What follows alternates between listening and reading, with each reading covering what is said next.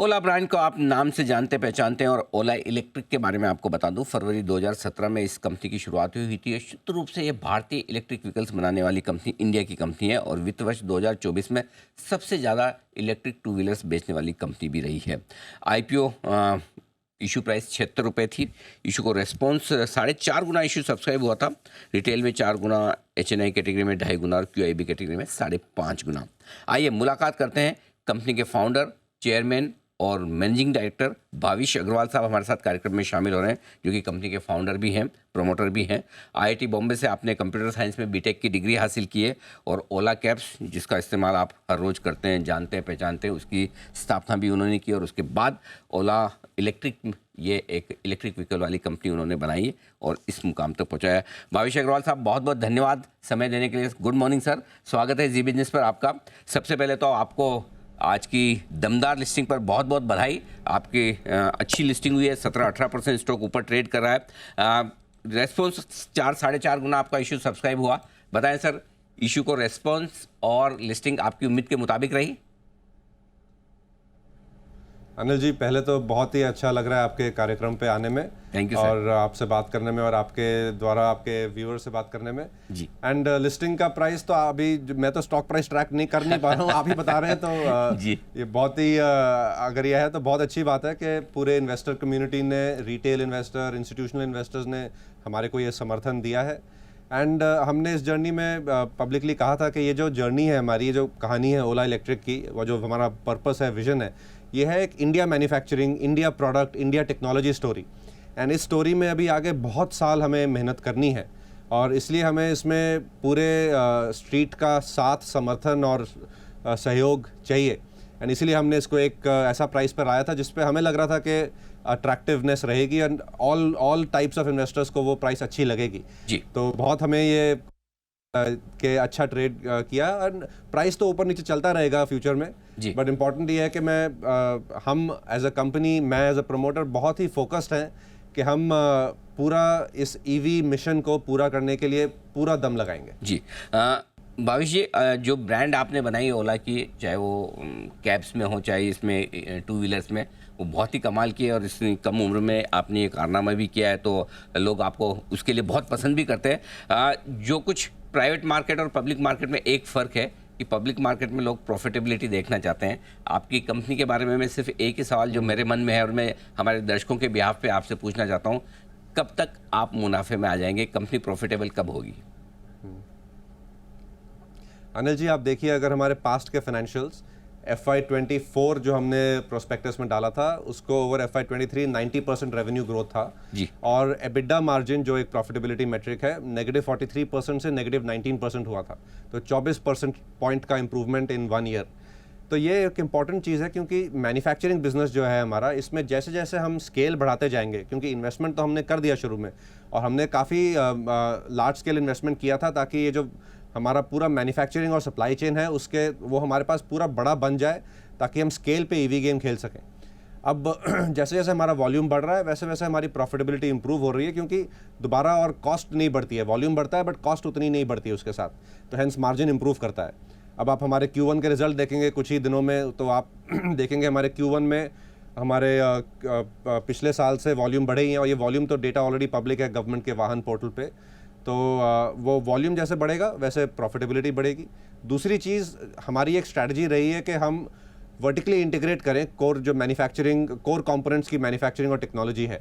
उसमें सबसे बड़ा होता है लिथियम सेल, जो EV में 30% से ज़्यादा कॉस्ट वो लिथियम सेल का होता है और हमारा खुद का लिथियम सेल के बनाने की जो गीगा फैक्ट्री है वो हमने ऑलरेडी सेटअप कर दी है। उसका ट्रायल प्रोडक्शन शुरू हो चुका है और उसका commercial production early next year शुरू होगा। जब वो होगा तो वो सेल जो आज हम कोरिया, चाइना वगैरह से खरीदते हैं वो भी इंडिया में बनेगा और वो इंडिया में हम बनाएंगे, उसका मार्जिन हम बचाएंगे, उसका ड्यूटी हम बचाएंगे, तो उससे फर्दर प्रॉफिट और ग्रोस मार्जिन में इंप्रूवमेंट आएगी। तो ये हमारा रोड मैप है। स्पेसिफिक्स तो आपको क्वार्टर ऑन क्वार्टर हम बताते रहेंगे। तो भाविश जी, एक सवाल आपके सुनते सुनते मेरे दिमाग में आया, कहाँ एक और आपने एक पूरे IT प्लेटफॉर्म पर टेक्नोलॉजी को लेकर आपने एक ओला कैब बनाया है जिसमें कहीं दूर दूर तक कहीं मतलब फिजिकल एसेट्स, प्लांट, मशीनरीज का, और दूसरी तरफ एकदम आपने टिपिकल मतलब वो मैन्युफैक्चरिंग यूनिट जिसमें आपको हर एक चीज़ चाहिए, कंप्लीट इंटीग्रेशन, ये शिफ्ट कैसे हुआ है? देखिए अनिल जी, जिस बिजनेस के लिए, जिस धंधे के लिए जो बिजनेस मॉडल चाहिए वो हम बनाएंगे। ओला कैब्स का जो बिजनेस है वो एक एसेट लाइट बिजनेस है, एक टेक्नोलॉजी प्लेटफॉर्म बिजनेस है, और enabling other small medium business owners, उनके लिए वो प्लेटफॉर्म है। ओला इलेक्ट्रिक का जो बिजनेस है ये टेक्नोलॉजी बिजनेस और मैन्युफैक्चरिंग और सप्लाई चेन बिजनेस है। पर ये बिजनेस की रेलेवेंस अपने देश के फ्यूचर में बहुत ही ज़्यादा है। जैसे हम बात करते हैं आत्मनिर्भर भारत की, एक विकसित भारत की, तो भारत को अपने अपने फ्यूचर विकसित फ्यूचर के लिए एक फ्यूचर टेक्नोलॉजी और फ्यूचर प्रोडक्ट्स और फ्यूचर सप्लाई चेन बनानी पड़ेगी, और वो हम इस कंपनी के ज़रिए बना रहे हैं। हम फ्यूचर ऑफ ऑटोमोटिव ये सारा इलेक्ट्रिक होने वाला है, तो वो सारा हम बनाने की कोशिश कर रहे हैं, और उसको एनेबल करने के लिए जो सप्लाई चेन लगती है वो भी हम कोशिश कर रहे हैं। बट ये करते करते हम ये बहुत ध्यान रख रहे हैं कि निवेशकों का पैसा हम थॉटफुली इन्वेस्ट ऐसे, ताकि प्रॉफिट भी ग्रो हो इवन इन द फ्यूचर, और क्षमता भी बने, कैपेबिलिटी भी बने, ताकि और आप आपकी कंपनी और नए प्रोडक्ट्स, बेटर प्रोडक्ट्स ला सके और वर्ल्ड क्लास प्रोडक्ट्स ला सके। जी भावेश जी, वो उसमें world class service, world class product बनाने में आपकी काबिलियत पे किसी को संदेह नहीं है, क्योंकि आपने ये 2 बार प्रूव कर दिया है, ओला कैब्स में भी, ओला इलेक्ट्रिक में। लेकिन मेरे दिमाग में अभी भी वो चार्टर्ड अकाउंटेंट होने के नाते है ना, वो बार बार नंबर ही घूम रहे हैं। मैं सिर्फ ये समझना चाहता हूँ कि मतलब है ना, जैसे कैश फ्लो नेगेटिव है या ईबिटा अभी तक आप पॉजिटिव नहीं हुए। मुझे सिर्फ एक चीज़ समझा दीजिए कि प्रॉफिट कब आएगा, ताकि मैं ना आपकी कंपनी पे, आपके स्टॉक पे मैं एकदम क्लियर व्यू बना पाऊँ। या फिर ये बताइए कि 3 साल में आप कितना रेवेन्यू, कितना प्रॉफिट, आज का नहीं, चलिए हर क्वार्टर का नहीं, अगले 3 साल में आप कंपनी को कहाँ ले जा सकते हैं, कहाँ पहुँचा सकते हैं? देखिए अनिल जी, ये बहुत सही सवाल पूछ रहे हैं आप, और ये काफ़ी निवेशकों के मन में है भी। तो ये जो अपॉर्चुनिटी है ना हमारी, जिस मार्केट में हम खेल रहे हैं, जिस मार्केट में हम बिजनेस बना रहे हैं, ये इलेक्ट्रिफिकेशन ऑटोमोटिव अपॉर्चुनिटी बहुत बड़ी अपॉर्चुनिटी है। देश में future of automotive is electric. इसमें पूरी सरकार भी इसके पीछे लगी हुई है, PLI इंसेंटिव है, फेम है, इतना गवर्नमेंट की तरफ से टेल विंड एंड पुश है। हमारा भी फोकस है कि हम वो सारा एफर्ट करें ताकि इंडिया का EV इकोसिस्टम बन सके। आज जैसे EV पेनिट्रेशन में 2 व्हीलर में 5-6-7% होगा, हर महीने थोड़ा सा ऊपर जाता जा रहा है। इन द फ्यूचर जैसे जैसे EV की टेक्नोलॉजी और इम्प्रूव होएगी और उसमें इनोवेशन होगा, ये 100% की तरफ जाएगा। एंड ये जो अपॉर्चुनिटी है, as we go along this, as हमारा स्केल बड़ा होगा, इसमें प्रॉफिट भी आएगा, स्केल भी आएगा, और अच्छे प्रोडक्ट्स भी बनेंगे। सो यही हमारा फोकस है अनिल जी, ग्रोथ का। हर क्वार्टर हम आपके जरिए एंड थ्रू अदर मींस आप सारों को बताएंगे हमारे क्वार्टरली रिजल्ट्स, एंड बहुत हमारा एफर्ट रहेगा कि ट्रांसपेरेंटली हम कम्युनिकेट करें हमारी स्ट्रैटेजीज और हमारे रिजल्ट्स। बिल्कुल सर, सबसे ज़्यादा इंतजार मुझे रहेगा कि वो क्वार्टर जिसमें ओला इलेक्ट्रिक मुझे प्रॉफिट दिखाए, क्योंकि मैं समझ गया कि आप इस वक्त उसका जवाब नहीं देना चाहते, मैं उसको यहीं छोड़ता हूँ। अब दूसरी चीज़ों पर मैं आगे बढ़ता हूँ। पहली चीज़ तो ये कि आप कुछ डेट रिडक्शन कर रहे हैं IPO के पैसे से, राइट? लेकिन क्या वापस से आपको कुछ कैपेक्स करने के लिए, एक्सपांशन करने के लिए डेट फिर से बढ़ाना पड़ेगा? डेट मैनेजमेंट को लेकर कंपनी का क्या प्लान है? देखिए अनिल जी, हम कुछ डेट 800 करोड़ का जो यूज़ ऑफ प्रोसीड्स है वो उससे डेट वापस कर रहे हैं, तो कंपनी की इंटरेस्ट कॉस्ट थोड़ी कम होएगी। अभी हमारे पास मैन्युफैक्चरिंग स्केल में काफ़ी हेडरूम है फॉर ग्रोथ ऑफ कैपेसिटी। तो अभी तो एक्चुअली जैसे हमारी इंस्टॉल्ड कैपेसिटी 1 मिलियन यूनिट्स की है, तो as volumes are growing up, उसके लिए नियर टर्म में कोई ऑटोमोटिव साइड पे मेजर कैपेक्स मुझे नहीं नज़र आता। सेल साइड पे ऑब्वियसली हम कैपेक्स कर रहे हैं ताकि हमारी सेल गीगा फैक्ट्री रेडी हो जाए। हमारे को गवर्नमेंट से 20 गीगावाट आवर का PLI एलोकेशन मिला है जो हमें बनाना है, और वो हम बनाएंगे। अभी जो हमारा एक कैपेक्स फंडेड है, ये through different forms of debt and our own equity contribution है। गोइंग फॉरवर्ड भी हम एक balanced approach to debt and accruals and equity etcetera, different sources of capital का करेंगे, ताकि कंपनी का डेट एंड एक्विटी बैलेंस एक सही लेवल पर रहे। एंड वो क्या रहेगा वो हम ओवर टाइम इन्वेस्टर्स को कम्युनिकेट करते रहेंगे। भावेश जी, जो आपने कंपनी बनाई है, बड़े बड़े पुरानी ब्रांड से एस्टेब्लिश्ड है, मतलब सालों दशकों से नहीं, सेंचुरीज से है, वो सब सोचते हैं अच्छा भावेश जी 35% मार्केट शेयर लेके बैठे हैं इलेक्ट्रिक व्हीकल में, अभी अभी तो आए हैं, हमारे पास तो इतना पुराना नेटवर्क है, इतनी बड़ी एज है, कंपटीशन तो बढ़ने वाला है, बढ़ाने की तैयारी भी है, आपकी क्या स्ट्रेटजी, कैसे मुकाबला करेंगे? अनिल जी, ये गेम बदल चुकी है अब। गेम अब फ्यूचर की है। कभी कभी पिच बदल जाती है तो गेम बदलनी पड़ती है। तो क्रिकेट तो वही एनालॉजी यूज करके ये पिच बदल चुकी है, खेलने का ढंग बदलना पड़ेगा सबको। फ्यूचर इलेक्ट्रिक का है, ये दुनिया भर में अब स्वीकार हो चुका है। जो लोग अभी भी इसको नकार रहे हैं वो अपने उनको खुद ही को उसका भुगतान भरना पड़ेगा इन टाइम। बट ये जो कंपनीज हैं ये बहुत आइकॉनिक कंपनीज हैं, इन्होंने अपने अपने बिजनेसेस एंड देश के भी ग्रोथ में काफ़ी हिस्सेदारी निभाई है। तो मुझे पूरा भरोसा है कि ये सारी ऑटो इंडस्ट्री मिल के ईवी फ्यूचर को सच बनाएगी।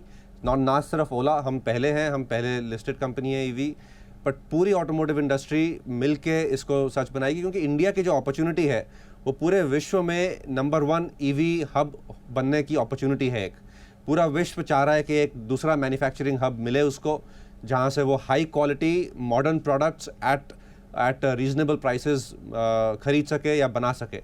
वो है इंडिया की अपॉर्चुनिटी एंड वो हम अकेले पूरे नहीं कर सकते, वो पूरे ऑटोमोटिव इंडस्ट्री, पूरी इकोसिस्टम ऑफ सप्लायर्स को मिल के पूरा करना है। परफेक्ट। अच्छा, एक और चीज़, क्योंकि आपने 2 व्हीलर में तो आप लीडर हैं, कई बार बातें चलती कि शायद आप 4 व्हीलर इलेक्ट्रिक व्हीकल सेगमेंट में भी आए, क्या कुछ इरादा है या अभी सोचा नहीं उसके बारे में? एक एक करके करेंगे अनिल जी। अभी स्कूटर किया, अब बाइक हम कर रहे हैं। 15 अगस्त को आपके दर्शकों को मैं बताना चाहूँगा कि हमारा एनुअल लॉन्च इवेंट है देश के आज़ादी दिवस पे। तो हमने बाइक्स थोड़ा बात करी है, चर्चा करी है, बट उसमें और जानेंगे हम 15 अगस्त को। एंड उसके साथ हम जो लिथियम सेल है उस पर काम कर रहे हैं, ताकि वो हर प्रोडक्ट का फाउंडेशन वही है। तो फ्यूचर में कुछ साल बाद जो प्रोडक्ट होंगे वो देखे जाएंगे, बट अभी के लिए हमारा फोकस है 2 व्हीलर पे। एक सवाल, जो फेम 3 वाली स्कीम है और EMPS जो स्कीम से सरकार की तरफ से जो इंसेंटिव मिलते हैं इंडस्ट्री को, क्या उम्मीद की जाए कि एक्सटेंड होंगे, और अगर एक्सटेंड ना हो तो क्या कुछ बिक्री पर असर पड़ेगा सर? सर देखिए, फेम 3 सब्सिडी तो ऑलरेडी, फेम सब्सिडी काफ़ी कम कर दी है गवर्नमेंट ने पिछले 2 सालों में, एंड इंडस्ट्री ने उसको बहुत अच्छे तरह से अपने स्ट्राइड में लिया है। अपने कॉस्ट स्ट्रक्चर्स को री इंजीनियर करके इंडस्ट्री ग्रो ही करती जा रही है। तो गवर्नमेंट का जो इंडिकेशन है कि फेम 3 टेपर डाउन होगा over time, I think we support that, we have been public about our comments. इसके बाद there will be a time जब इंडस्ट्री को कोई भी सब्सिडी की जरूरत नहीं पड़ेगी। आज फेम 3 अबाउट 10,000 रुपये का है, 2 साल पहले 60,000 रुपये का होता था। तो industry will come and rise to the challenge of working without any incentives over time. बिल्कुल। तो और थैंक यू सो मच आपके साथ। नहीं, मेरा एक आखिरी सवाल रह गया, आखिरी सवाल रह गया, एक मिनट के। आपने कहा 15 अगस्त को आप साथ वाले आपके पीयर्स यहाँ पे मेरी तरफ देख रहे हैं। नहीं, वो बहुत जरूरी सवाल है सर। वो एज अ बिजनेस एंकर नहीं है, वो एज अ कंज्यूमर सवाल है। क्योंकि आपने कहा ना कि आप 15 अगस्त को एक नया प्रोडक्ट लॉन्च कर रहे हैं, तो नेचुरली आपकी बाइक आ रही है, आपके स्कूटर्स मैंने देखे। सर एक ही सवाल है, ये आपके स्कूटर चलते तो उसमें आवाज़ क्यों नहीं आती? इलेक्ट्रिक का फ्यूचर है अनिल जी, इसमें ना कोई आवाज़ है और सिर्फ अंदाज ही अंदाज है। क्या बात है। और आपका अंदाज भी लाजवाब है, बिल्कुल। आप यही तो खासियत है कि न तो नॉइस पोल्यूशन हो और न ही एयर पोल्यूशन हो, और अगर ऐसे व्हीकल्स हर एक के पास और हर जगह दिखे तो बात ही क्या है। भावेश जी, बहुत मजा आया आपसे बातचीत करके, बहुत बहुत धन्यवाद समय देने के लिए। Thank you so much. और एक बार फिर से आपको हमारी बहुत बहुत शुभकामनाएं, बधाई भी आपकी इस दमदार लिस्टिंग पर। बिल्कुल, thank you so much. Bhavesh Agarwal, founder Ola electric के, बताते हुए कंपनी के प्लान्स के बारे में सब कुछ बताया, सिर्फ कब प्रॉफिट में आए ये नहीं बताया। इसके लिए मुझे अभी थोड़ा और इंतज़ार करना पड़ेगा दीप, लेकिन हाँ, जो प्लान्स है वो डेफिनेटली बाजार को पसंद आते दिख रहे हैं। जो रेस्पॉन्स मिला उसके मुकाबले में अगर आप देखेंगे तो लिस्टिंग अच्छी मानी जाएगी।